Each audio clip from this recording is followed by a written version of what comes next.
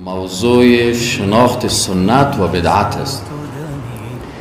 سنت علما به اشکال مختلف تعریف کردن. خب سنت در نزد علمای عقیده یک قسم تعریف میشه، در نزد علمای فقه دیگه قسم تعریف میشه و در نزد علمای اصول فقه دیگه قسم تعریف شده، در نزد علمای حدیث دیگه قسم تعریف شده.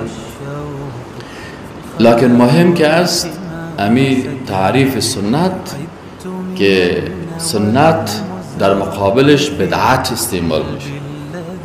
این علمای عقیده میگن سنت چی هست؟ میگه سنت هر عقیده، هر عمل، هر عبادت، هر اخلاق، این مسائل اعتقادی و عبادتیه که رسول الله صلی الله علیه و سلم کرده، این سنت میگن.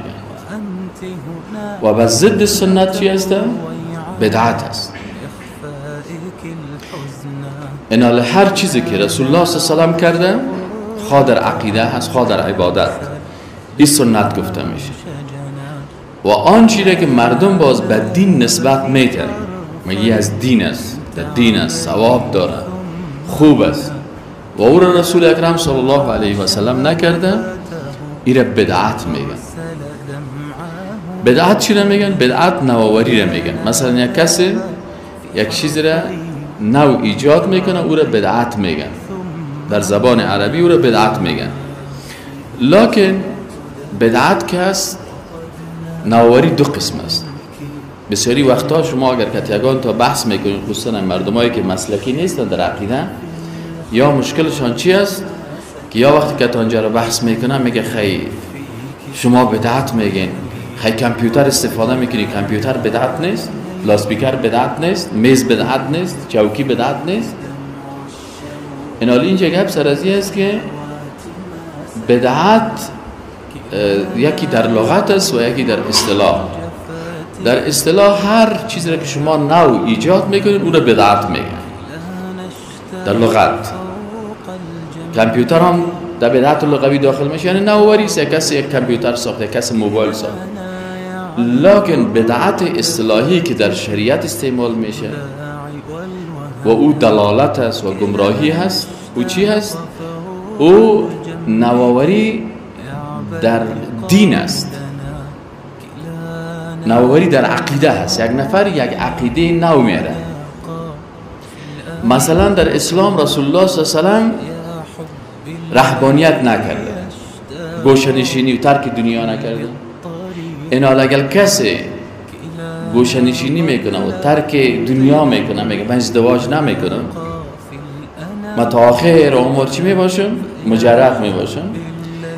اینی را چوری کار میکنی؟ میگیره من به خاطر از این میکنم که من برای عبادت بیکار شدم، خوب دینداری بکنم. اینال اینی چون در دین نیست، این کار که این میکنه به خاطر دینداری، اینی بدعت گفته میشه. اما در بدعت اصطلاحی کامپیوتر یا داخل نمیشه. چرا؟ یا هیچ کس نگفته که اگر کامپیوتر در کامپیوتر درس دادی ثواب داره، اگر از دلت درس دادی ثوابش کم است. اینال کامپیوتر خود ثواب داخل نیست. یا اگر در موبایل گلکسی داشتی ثوابت زیاد است، اگر از موبایل های خشره داشتی گناهگار شدی. اینال این موبایل خود دین نیست. اینال بعضی کسایی که مغالطه میکنن، نمیخوای که حق قبول بکنن، از این خاطر علما میگن که بدعت چی میشه؟ اکثرا یا بدعت در عقیده ایجاد میشه، عقیده ضد عقیده رسول الله صلی الله علیه و سلم، این بدعت است. و عبادت ضد عبادت رسول الله صلی الله علیه و سلم، رسول الله صلی الله علیه و سلم نکرده، این میره میگه عبادت است. اینی چی است؟ این بدعت گفته میشه. که این بدعت ضد چی استعمال میشه؟ ضد سنت. پس این طرف سنت شد، این طرف بدعت شد. هر چیزی که روش پیغمبر صلی الله علیه و سلم بود در عقیده، در عبادت سنت است، و اگر نبود ضد چی است؟ بدعت است. در کدام مسائل؟ در مسائل دینی. خارج دین بدعت گفته نمیشه. خانه تا 20 منزل هم جور میکنی، نوآوری میکنی، در بدعت داخل نمیشه و این شامل بدعت نیست. یکی. خب حالا میایم سر از این که شما در هر رکعت نماز میخوانین که چی است؟ غیر المغضوب علیهم ولا الضالین. پروردگارا ما را در مغضوب علیهم داخل نکو و در کی داخل نکو؟ در ضالین داخل. ضالین کی هستن؟ و بازه حدیثی که میگه که کل بدعت دلاله. اینا ضالین کی هستن؟ و چرا اینجا گفته شده که هر بدعت دلالت است؟ فرق بین مغضوب علیهم و ضالین اینمی هست که مغضوب علیهم یا عالما بودن، وقتی که یک کس عالم باشه و به خاطر منفعت دنیایی، به خاطر چوکی، به خاطر پیسه این مخالف دین کار کنه، سر از این غضب الله نازل میشه. مثل علمای یهود خوب عالم بودن، خوب دین میفهمیدن، لکن در دینداری چی بوده؟ بسیاری وقتا نقصش. این علینی علمای یهود به خاطر چی؟ به خاطر ازی که منفعت شخصیشان بود دین پوشاندن، با سر از اینا غضب الله نازل شد. اینا مغضوب علیهم میگن.